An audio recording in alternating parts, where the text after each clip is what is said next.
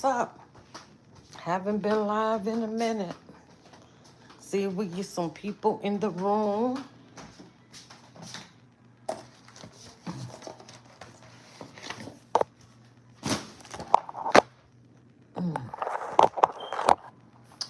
Shoot, hold on.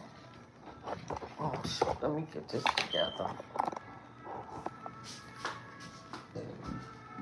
Ah.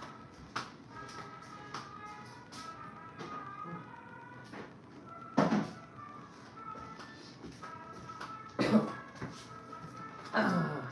Let me get my chair and bring you here. Ah.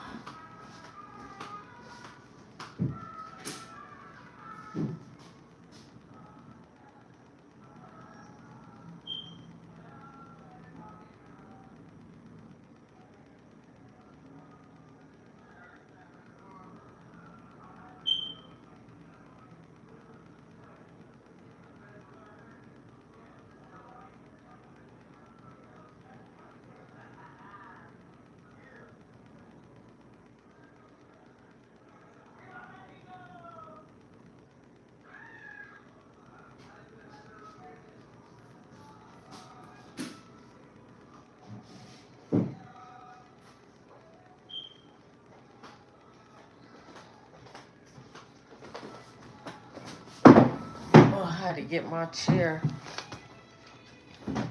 Like, share, subscribe. Hit that like button. Leave a comment. What up, YouTube? What's going on? Oh, my hair is growing back. Thank you, God. All right, well, I'm going to go ahead and get going. Clive Davis, music mogul with a golden ear for talent, dies at 94. 9 plus 4, what, is 13? 3 times 1 is 3. That's our 3.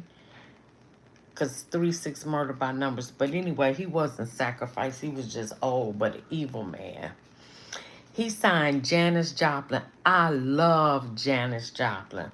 To kickstart his career, made Bruce Springsteen and Whitney Houston, of course. Now, he did sacrifice Whitney. Household names and carried Carlos Santana and Aretha Franklin to newfound fame.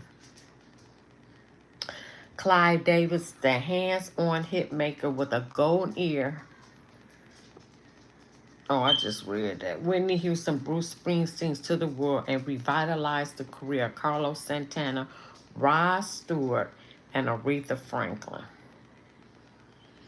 He was the chief executive officer of Sony. Hey, Armand. Hey, darling.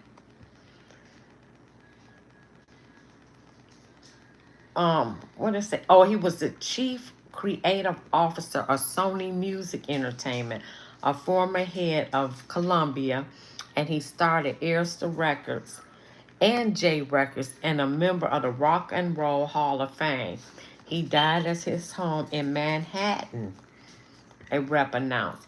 He recently had been hospitalized with an upper respiratory infection. Through his 60 years in the music industry, he nurtured Billy Joel, The Grateful Dead, Alicia Keys. Yeah, because he did start Alicia Keys, sure did. Simon and Garfunkel, Jennifer Hudson, Barry Manilow, Pink Floyd. Man, when I was a teen, I loved me some Pink Floyd. Oh my God. Earth, Wind, and Fire. Earth, Wind, and Fire was one of the earliest concerts my mother took me about 13 years to see Earth, Wind, and Fire. Aerosmith. My mama took me to see Aerosmith too. We was in the front row. She loved Aerosmith. My mama loved rock and roll. Blood, Sweat, and Tears. Kenny G. Christina Aguilera. Kelly Clarkson, and Patti Smith, who once said that Davis has a weakness for a unique performer. Davis was the recipient of 5 Grammys, including the Recording Academy's Trustee Award in 2000. Each year on a Saturday night before the Grammy since 1976, he brought together top music execs and artists for a party held at the Beverly Hilton event in LA. I didn't realize he'd been doing that since 1976. So no wonder when Whitney Houston died, he said the show must go on even though her body was lifeless up there. Talking about his ability to identify talent, Davis told Playboy magazine in 2013, I didn't necessarily have an ear, but I think I developed one. Whether there was natural ear that it triggered, I don't know the answer to. But when you see a Joplin or a Springsteen, you know, and the statistics start mounting and give you confidence, you think, my God, yeah, I did say yes to Santana. He was born April 4th, 1932, to the parents of Herman and Florence, who raised him in Brooklyn neighborhood of Crown Heights. I love Crown Heights. Crown Heights is, well, shit, it was nice. I don't know what it is now since you got Mandani as mayor. His father made ends meet as an electrician and traveling tie salesman. As a kid, he never collected records, but did like to listen to music on the radio. He attended Aramis High School and was awarded a full scholarship to New York University.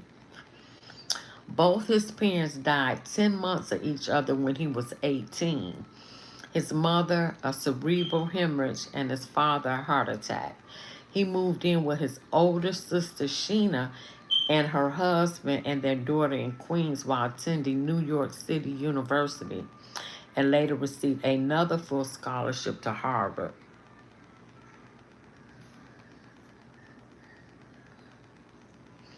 Oh, if you could, you would send me $300. Well, I appreciate the thought. Thank you. After graduating from Harvard in 1956, Davis found frustration working in small New York firms. At 28, he was offered a job at Columbia Records legal department by Harvey Sheen, who would go on to build CBS International Record Business. Davis accepted the opportunity even though he didn't know much about music, but he took night classes to educate himself on copyright laws, contracts, and litigation. In 1968, his friend, mentor, promoter, and future Rock Hall of Famer Lou Adler encouraged Davis to come to California to attend the Monterey Pop Festival, which the New Yorker described in his 2012 memoir. Although I had begun to make some creative decisions at Columbia, I had no idea I would really be in the business of singing and signing artists. You see, Janis Joplin provided one of the greatest musical experiences in his life. Janis Joplin was bad. She was bad. He bought Janis Joplin's band, Big Brother, and the holding company an electric flag featuring guitar wizard Mike Bloomfield to the label, ushering the Strand traditional bond Columbia, which under label president Goddard Liberson has specialized in soundtrack anthems like Davis' beloved My Fair Lady. He refused to seal the deal with Janis by sleeping with her, which the bluesy rockster suggested herself, but he did grow his sideburns and begin to wear jackets in the style of today. Davis was named Columbia's general counsel in 1961, was promoted to VP in 1965, and shortly became president. He signed Santana, Joel, Aerosmith, Pink Floyd, and Springsteen. In 71, he booked the Armiston Theater in Los Angeles for 7 consecutive nights for shows featuring Miles Davis, New Riders of the Purple Siege, Johnny Mathis, Loudon Wainwright, and Springsteen.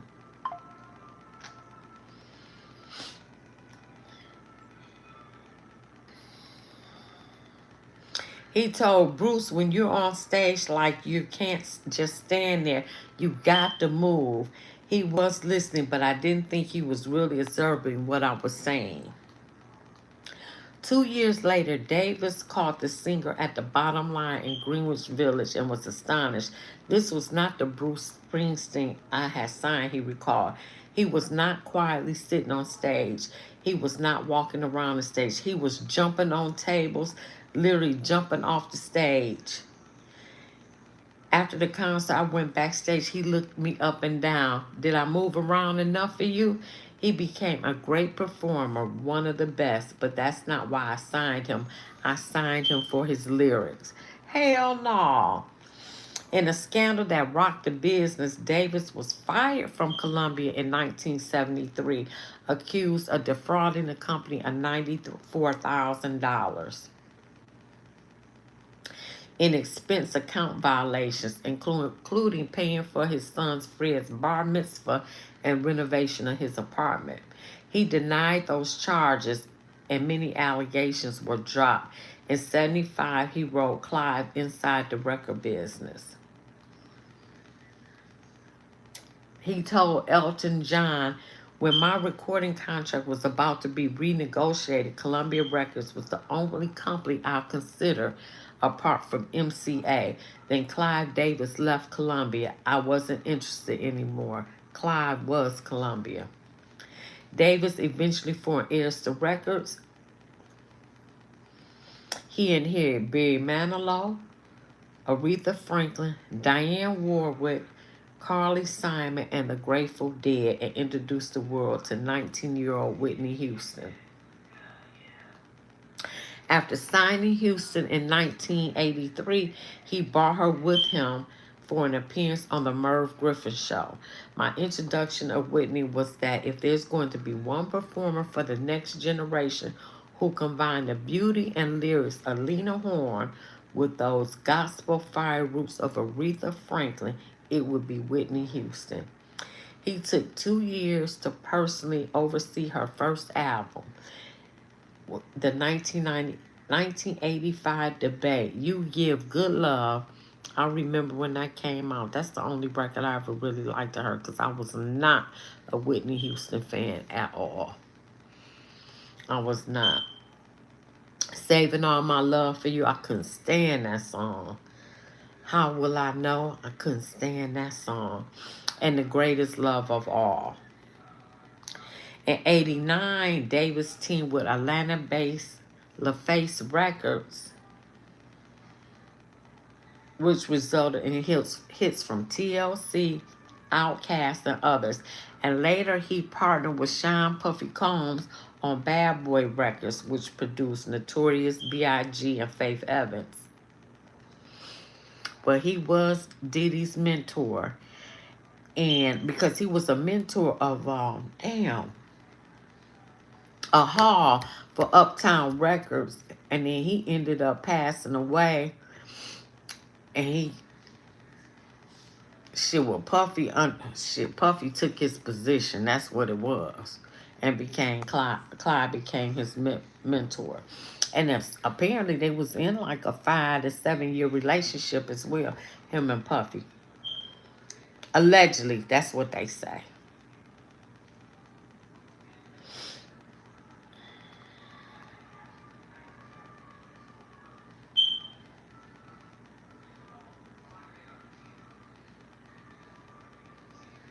In 2002, Davis was put in charge of RCA Music Group, where he recognized the commercial potential of the new Fox reality, American Idol.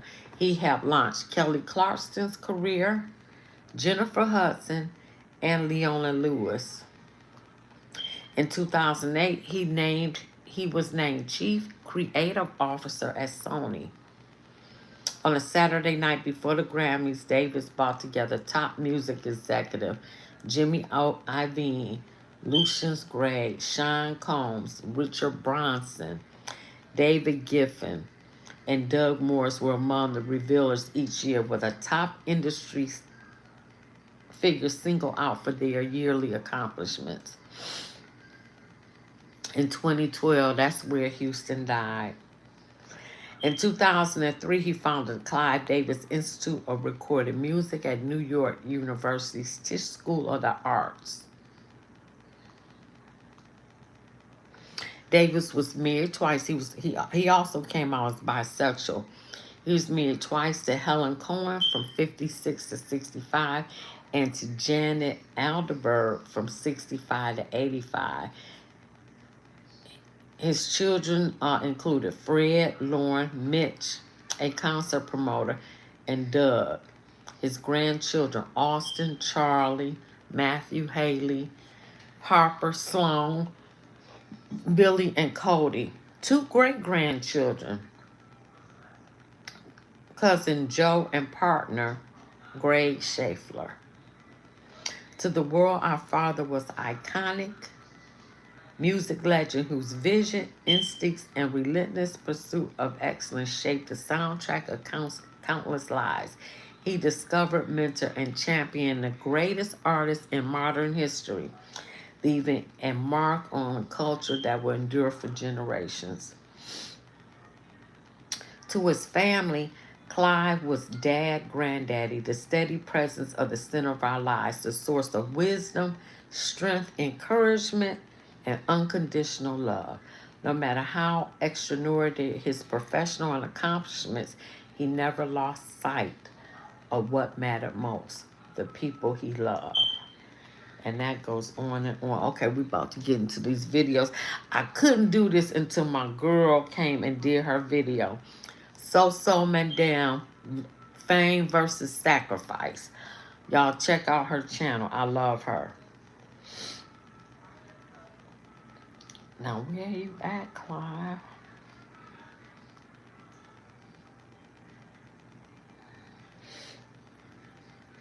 And that's where we're going to start out.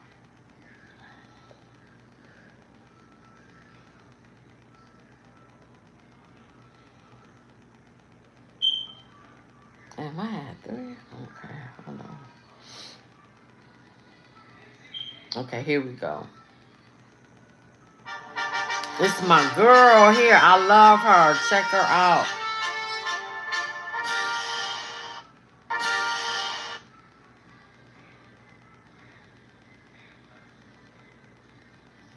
I ain't gonna tell you too long tonight, child. But folks been asking me. It says, so, madam, can you do a video on Clive Davis?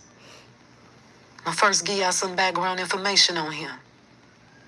And then, I'm gonna tell y'all when it says to show me on this. Come on, let's do it.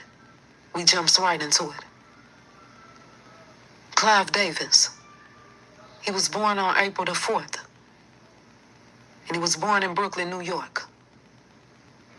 Clive Davis grew up in a working class Jewish family.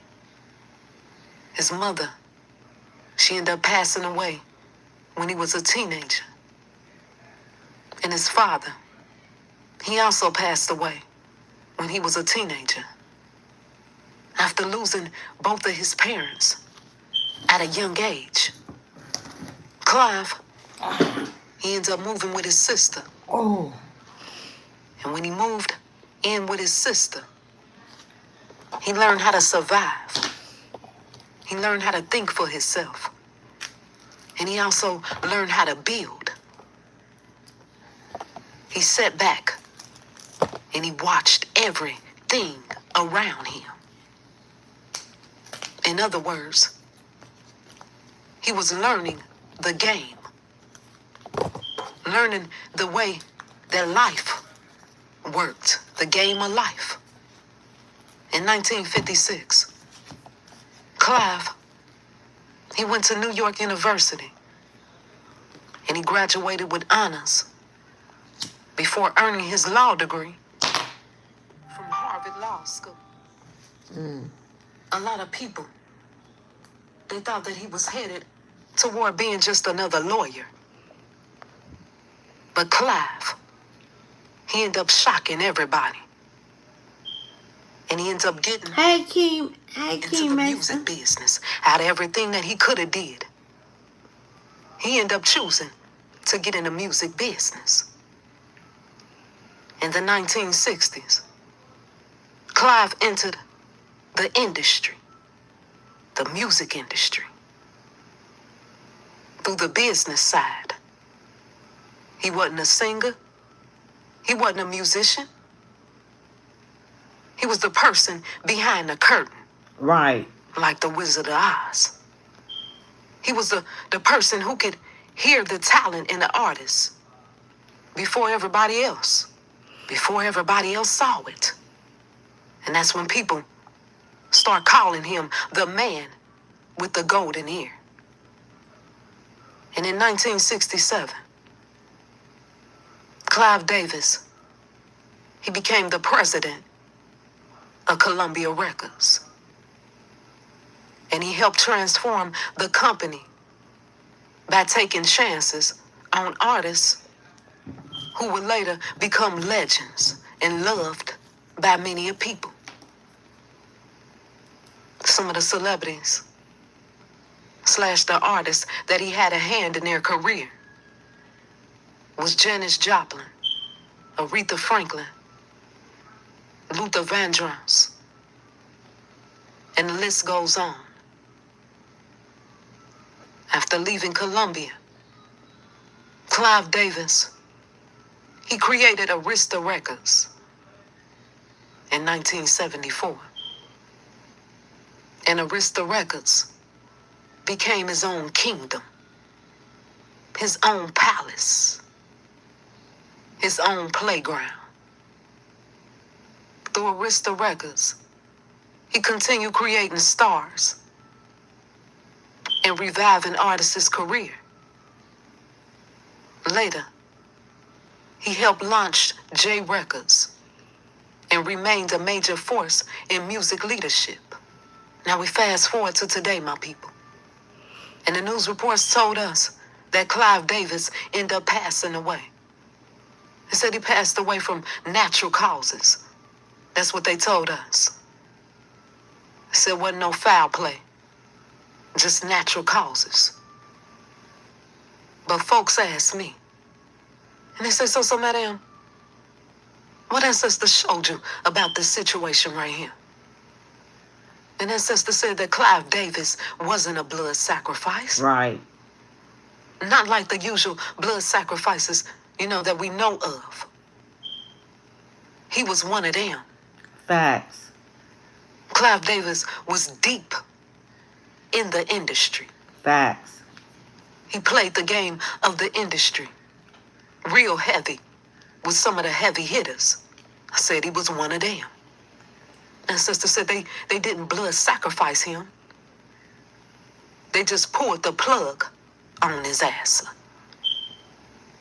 That's right. They poured the plug on him. Let's talk about Clive Davis, my people. Now, y'all know I gotta say allegedly, but if you get it, then you got it. Ancestors gave it to me like this. They said Clive Davis had blood on his fucker hands. He shown the hell did. Smooth criminal. Yep. He had blood on his hands before he left up out of here. When Clive Davis, he found Whitney Houston, Clive Davis said, shit, he said, I'm outside. He said, I'm outside on the porch, bitch.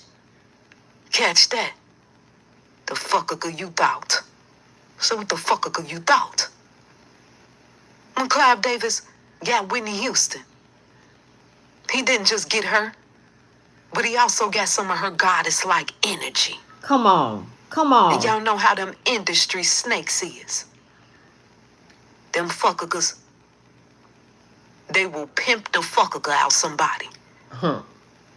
They like to pimp people's energy around. People with God and goddess-like energy. Clive Davis, he passed some of Whitney Houston's energy to Oprah and some other people. Come on. And they was eating good. I said they ate good out for Whitney's goddess-like energy. And y'all know energy is a very precious thing when you know how to use it and when you know what it is. when it was time for Whitney to be the sacrificial lamb. Who was one of the main ones to eat our first sacrifice? Clive Davis. That's right. Clive Davis. Let's go a bit deeper down the rabbit hole, my people. I said I'm going somewhere with this. Almost everybody, they know about Aretha Franklin, one of the greatest soul singers in the industry. Clive Davis, he didn't discover Aretha Franklin, but he came in and he revived her career. Facts. And he did it through what?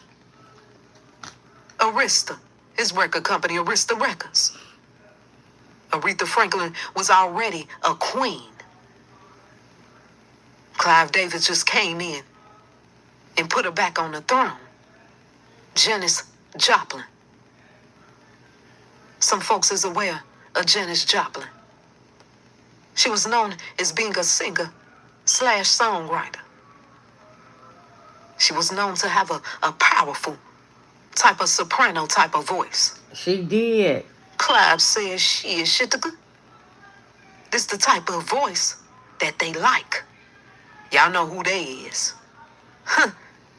He said this the type of voice that they like. He said, let me add this little ghetto girl to the roster. And Clive Davis, he ends up signing Janis Joplin to Columbia Records. I said, I'm going somewhere with this, my people. Luther Vandross. Most of y'all are familiar with Luther Vandross. Clive Davis, he ended up signing him and supported his rise as an R&B vocalist. Phyllis Hyman. Most of y'all are familiar with Phyllis Hyman. But Phyllis Hyman. And everybody she named is dead. All of them dead. Everybody she named is dead. Like, share, subscribe, hit that like button. Leave a comment. She didn't voluntarily sign with Clive Davis.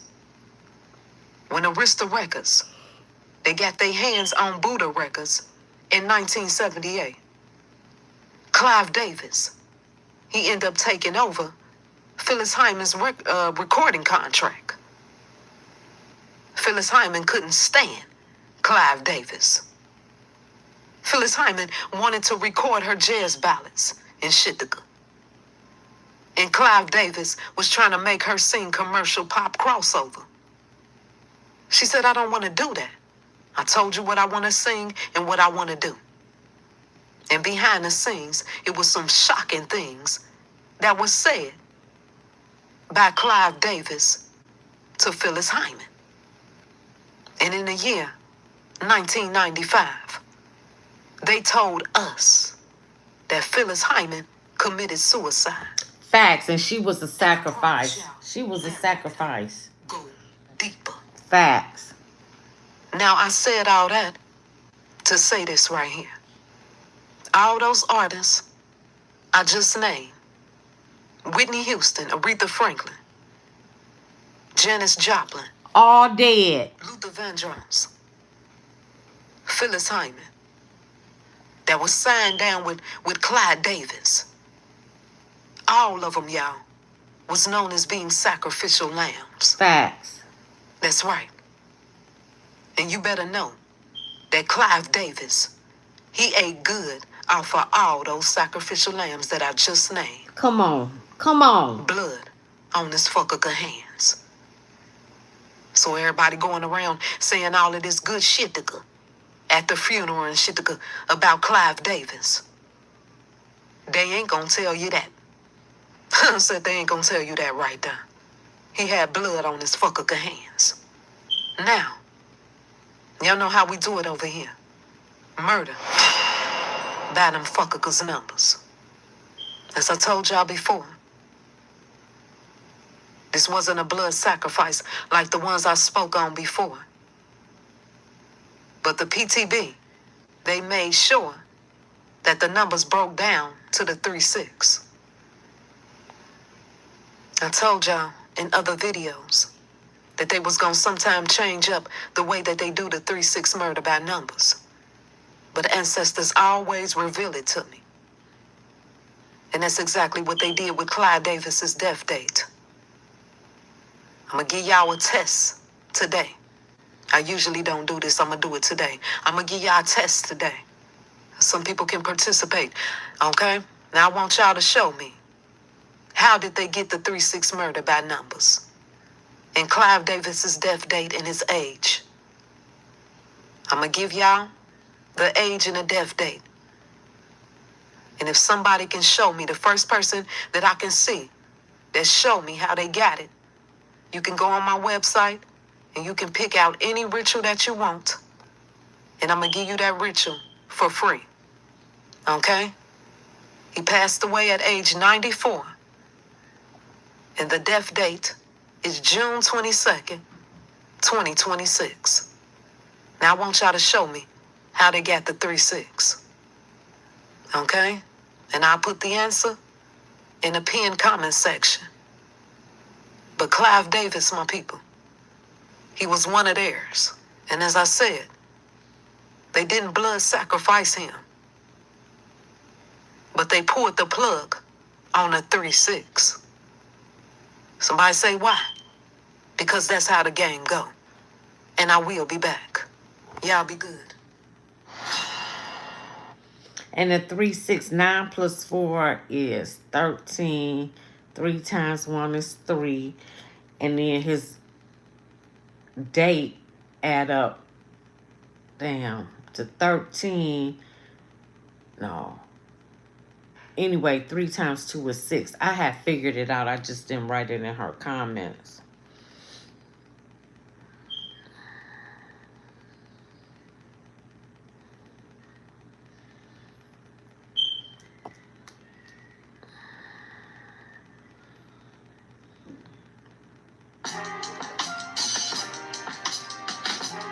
This is real. This is Jaguar Right. Y'all know Celebrate is shout out to Cool in the Gang, but that's After that, did I ever show you all the emails that I was getting, or any of the emails that I was Well, getting? I'm gonna delete from this. the This Clive is too. Davis email account telling me that I was a dead bitch. you told me about it. I never saw it. I have the emails. Yeah. This is from Jaguar Right. Man, I'll never forget the day he blocked me on Instagram. Finally. But it was wild because his account used to post up stuff talking about, oh, me and Clive, one of his friends that he used to vacation with. Me and Clive, we were out here on vacation and we were staying at the resort.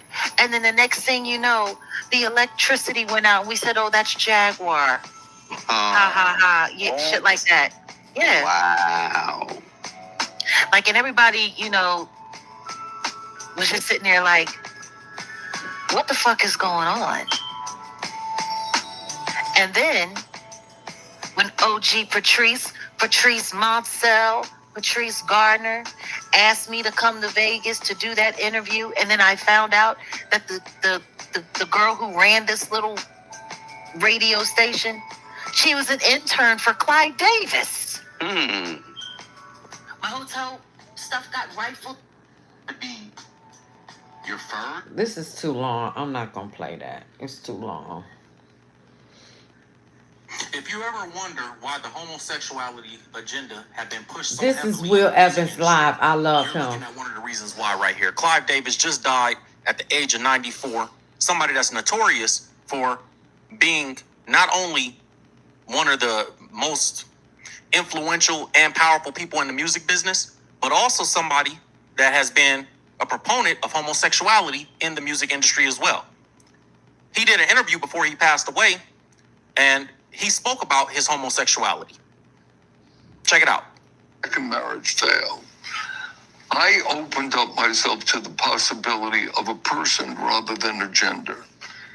I have never stopped being attracted to women. So we're now dealing with the subject of bisexuality. This subject is very misunderstood because the old adage is you're either gay or straight or you're lying. It's just not true. And so I spend a few pages. But now, with everything that we know about Diddy and the things that have come out about him, the tapes that we've seen with Diddy and other men, the testimony that we've gotten from the eyewitnesses and the people that were there, the male prostitutes that have come forward and talked about Diddy. Cat Williams has a funny stand-up bit that comes to mind where he says, you know, they announced that all the prostitutes were going to be testifying against Diddy, and then nine niggas walked out. We know those things about Diddy. So when you see Diddy and Clive Davis having their relationship that they have for so many years, a lot of people attribute the behaviors that Diddy has, the homosexual behaviors, as well as, you know, some of the arrogant things that Diddy said to his relationship with Clive Davis, and the grooming that Clive Davis did to Diddy when he was a young man is what people allege. These are the type of things, like Diddy was so empowered, he felt comfortable saying things like this. Whatever the I want to do, whenever, however the I want to do it. You know why? Because I'm the freest nigga in the world. I want to do whatever the I want to do, whenever, however the I want to do it. You know why? Because I'm the freest nigga in the world. In the discussion. So when you see Diddy make statements like that, a lot of people is like, yeah, he felt empowered because he had this guy standing beside him. Facts. And putting his arm around him. Facts. And, you know, a lot of people allege that they had their own little freaky relationship. They had a relationship for 5 to 7 years. But it's not unbelievable when you hear Clive Davis talk about his homosexuality, and then you compare it with the things that we know about Diddy. And then you heard Fat Joe, salute to Fat Joe, in the past say that there's a gay mafia running hip hop.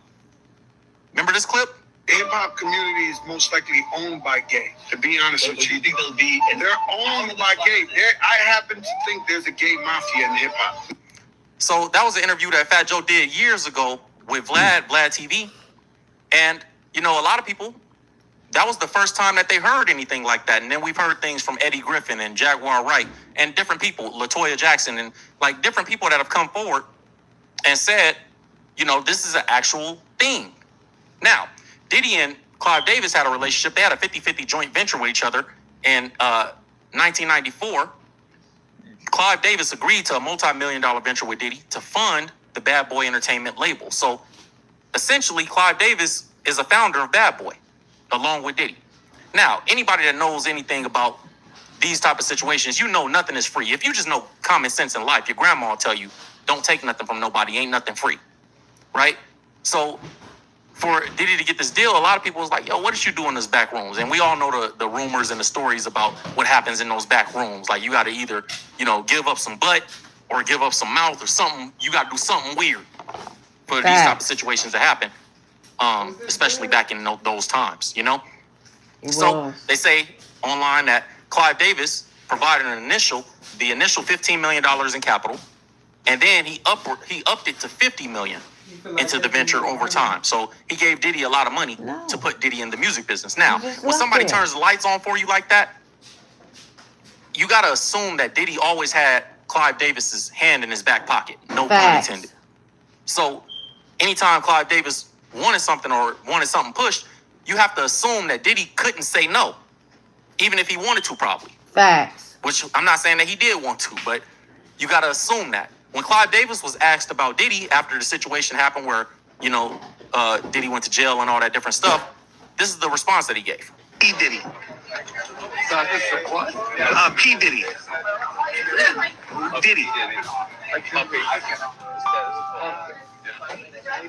Now he acted like he ain't know who P. Diddy was. He said, oh, Puff Daddy. What do you make of that situation?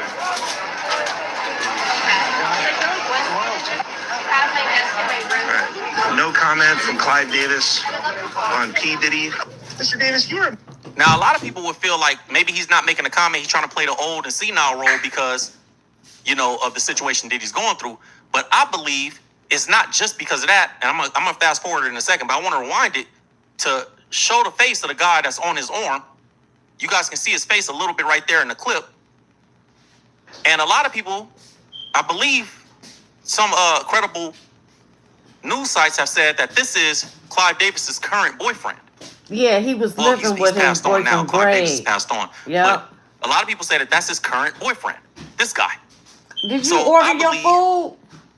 you know, that it's a possibility because of the Give relationship me that a Clive Davis had. piece. If it was a romantic one with Diddy, then he probably wouldn't want to say nothing in front of his current boyfriend out of respect for their relationship.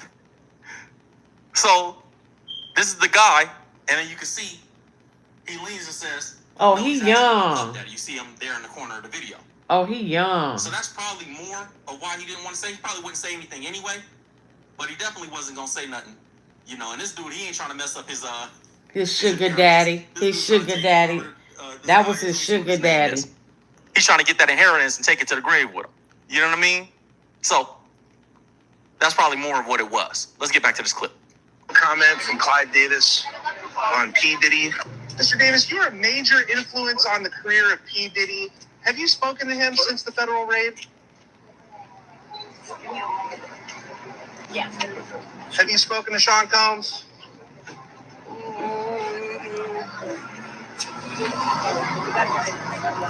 So you can see he ain't saying Any much. comment, Mr. Davis?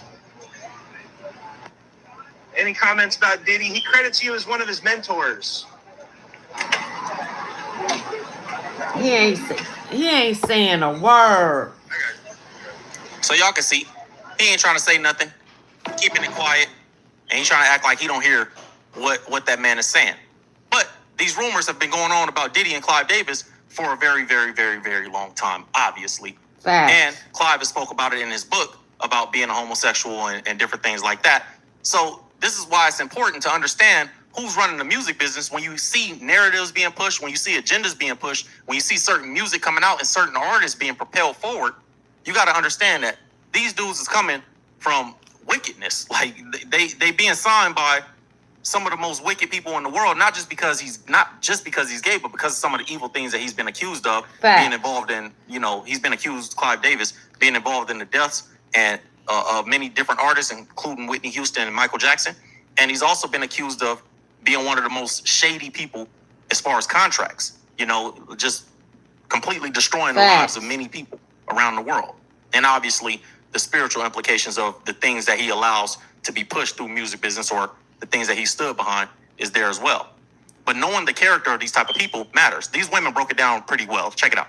Clive Davis is the chief creative officer of Sony, and he owns Bad Boy Records, which is Diddy's essentially like music production company. Diddy answers to him because he pays Diddy. Michael Jackson, the day before he died, he was saying they, meaning Sony, wants me gone because they want to control my music. They want to control my IP. LaToya Jackson also said following Michael's death that Dr. Conrad Murray, who went to jail for prescribing Michael Jackson the drugs that, quote, caused his overdose, was just completely the fall guy. And she said that Michael told her that Sony wants him gone. So, with those things being some of the accusations that he's faced, you can understand why people feel the way they feel about Clive Davis. And there's not a lot of people out there that are sad that he's passed away. And a lot of people say that, you know, that now Diddy don't have the same protection that he used to have. And people say the same about Jay-Z. I don't know. I'm going to try to find what Jay-Z's relationship with him is, if there is one. But the Whitney Houston tragedy, you know, fans frequently blame Clive Davis for pushing Whitney Houston back into demanding performance schedules. And she didn't really want to perform, people say. And so, you know, she had to because of whatever was going on, as well as the substance abuse.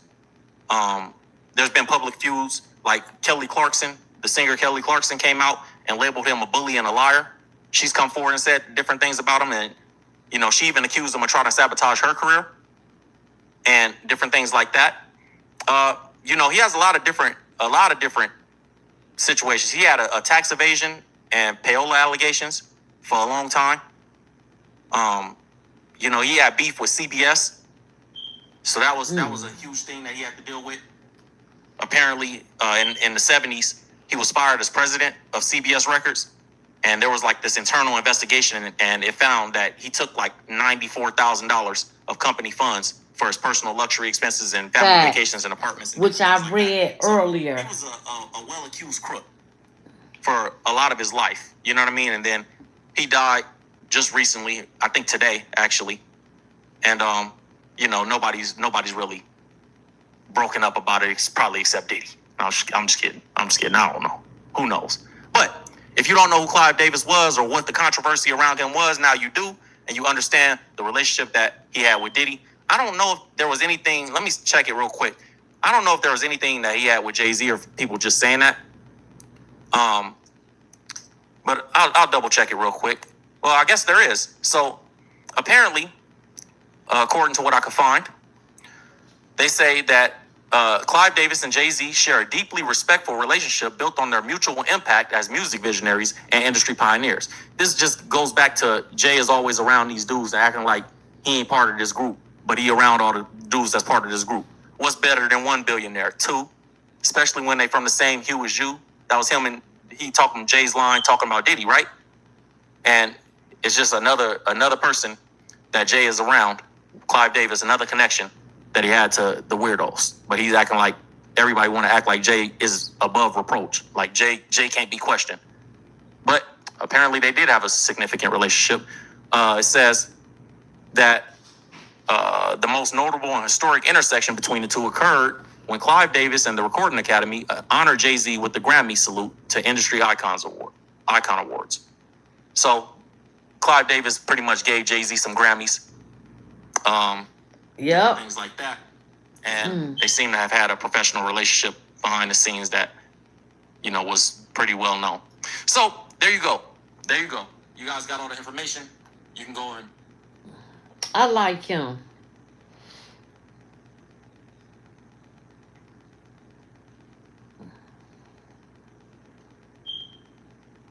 Oh, let me close this.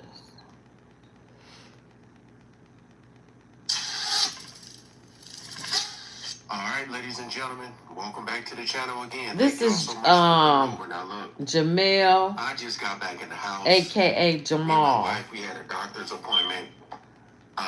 Ladies and gentlemen, well, it is a lot of evil that is attached to this man's name. Surely is. Let's see, and then I'm gonna check out the comments here, because boy, I know a lot of people gonna be making videos talking about this. Let's jump right into it. And we do have some breaking news coming into the newsroom right now. The entertainment industry mourning the life of the iconic record producer and music giant Clive Davis. We have just confirmed that he's passed away. The music visionary behind so many popular sounds across the last 6 decades, discovering and championing some of the biggest names in the industry, including Whitney Houston, Alicia Keys, Barry Manilow, Jennifer Hudson. He was 94 years old. Let's bring in our contributor and radio host and DJ, Megan Wright. I guess, first of all, starting to go through social media now that the word is out, so much reaction to his death, Megan. Yeah, so here's the thing, Kira.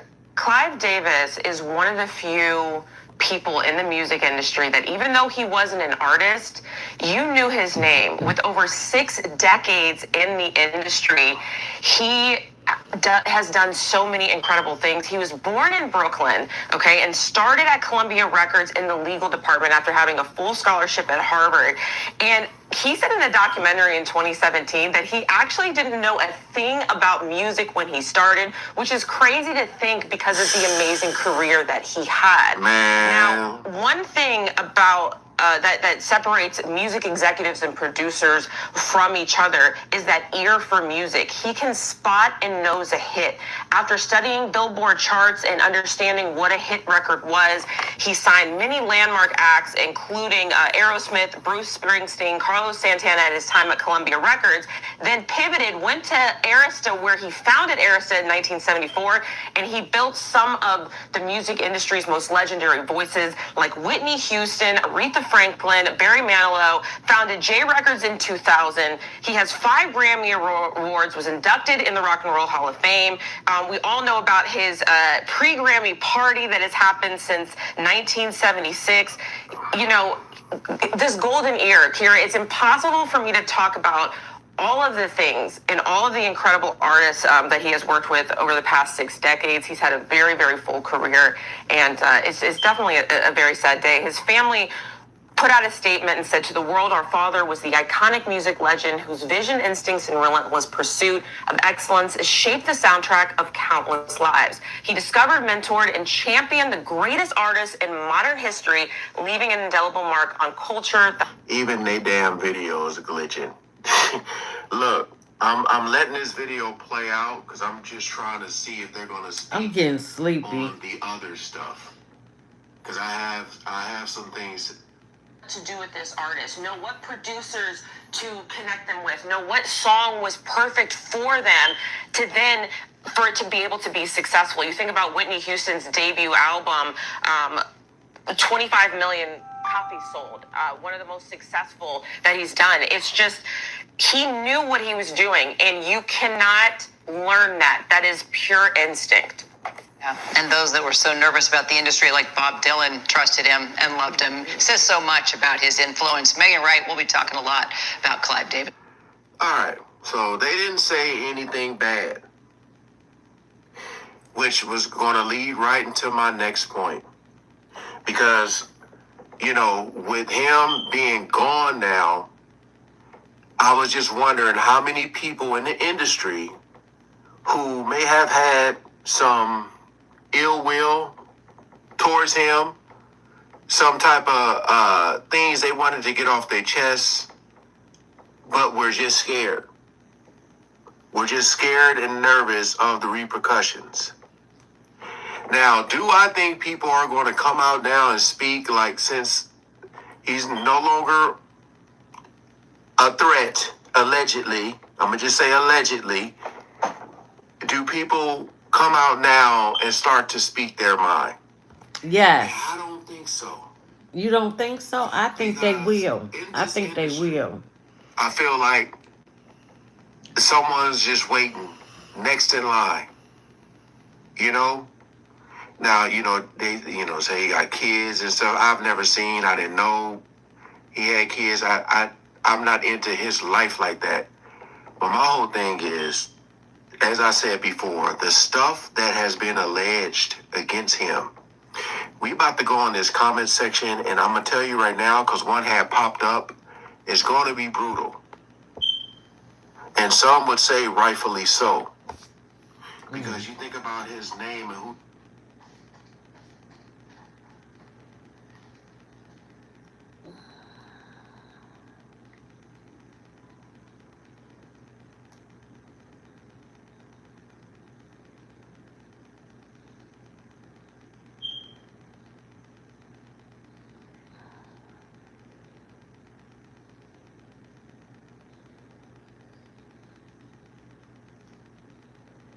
Clive Davis' cause of death has been determined.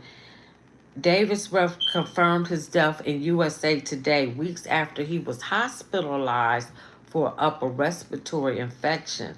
In a statement, his longtime rep, Eliza Ribanoff, said the music titan passed away peacefully from an age-related illness, surrounded by his family and loved ones.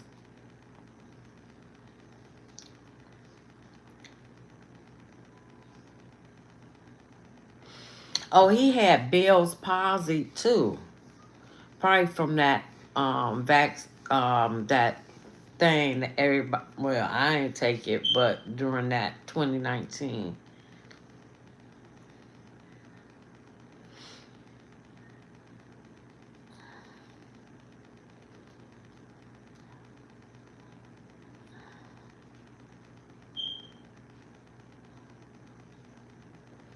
Okay, I said all this, so let me go back and delete this.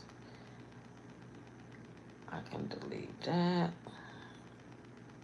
Okay.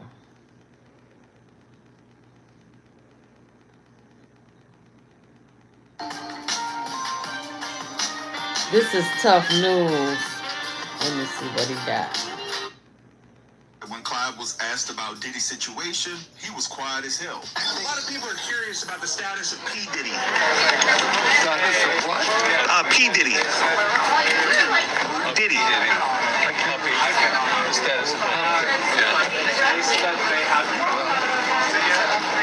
What do you make of that situation?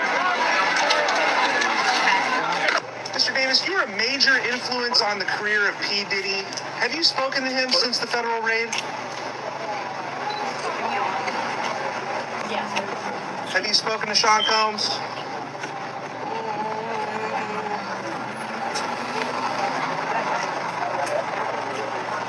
Any comment, Mr. Davis?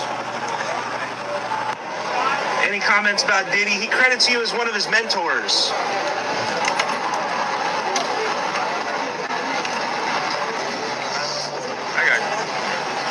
Now, Clive knows that he heard that man question him about Diddy the first time. He just decided to play that old and senile game and decided to get quiet. Now, there's another question that's being asked all over social media since the passing of Clive, and it has to do with the note that Whitney actually gave to Brandy. Oh, during that surely is interview that Clive was yep, that note came back because she gave Brandy and Monica a note.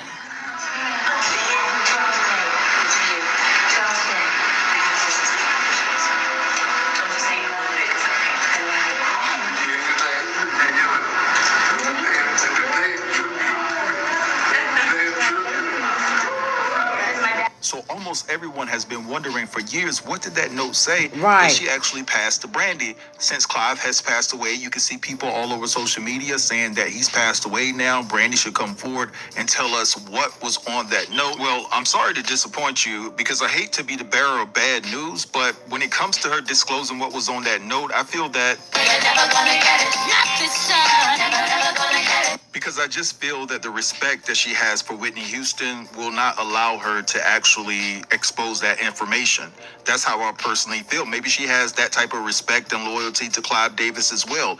If she did come out and talk about what was on that note, God forbid, it'd probably be on her deathbed, to be honest. But I don't see Brandy talking about this situation anytime soon. Now, do you guys remember when Wendy Williams actually sat in her purple chair on her show and grilled Clive Davis about going on with the party the same night that Whitney passed away? Also, Shaka Khan had something to say about that as well. Check out these clips and I'll be back. Now, I've made it no secret that I just thought it was in poor taste for you to continue with the pre-Grammy party when Whitney's body was still upstairs in the hotel room. Remember, Whitney passed away the same day as Clive, your annual party. Why did you go on and have the party? Just asking. Well, you're a very small minority. Because if you knew Whitney better, you knew she was not there to perform. Yeah. This was her favorite night of the year. She came out every year. This party was so part of her. So you're saying that she so would... that the family, we spoke to representatives of Pat, who was a manager, and Gary, who was her brother.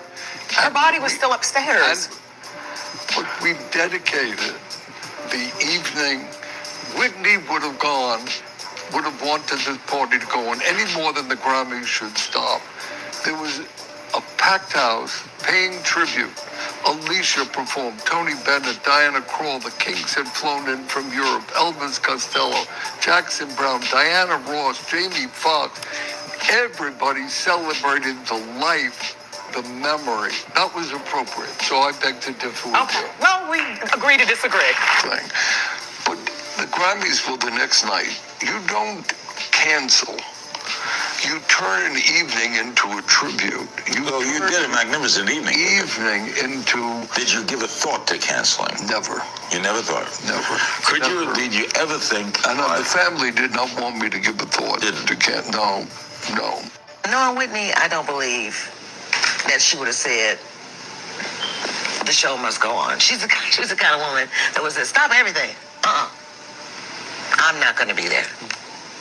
You know, I don't know what could motivate a person to have a party in a building where the person whose life he had influenced so enormously and whose life had been affected by her. So they were like, I don't understand how that party I had Clive Davis by pure chance in here on Friday night. The way that Shaka Khan looked at the end of that video clip was just so sad. She looked so distraught, placing her head in her hand, just leaned over and things of that nature, just in disbelief like all of us were. you know, that Clive Davis would actually carry on with this party. And honestly, I wonder what Whitney Williams would be saying right now if she was still sitting in that purple chair in her right mind, because I'm pretty sure she would have a lot to say. And shout out to Wendy for standing 10 toes down when she brought up that ignorant move that Clive made by going on with the party. She said, yo, at the end, we can agree to disagree. And this is coming from a woman where Whitney called up to with Alicia Keys and all of these young artists coming in at a young age. What do you do to prepare them for what they're about to embark upon? And his answer was that he doesn't get involved in the personal lives of artists.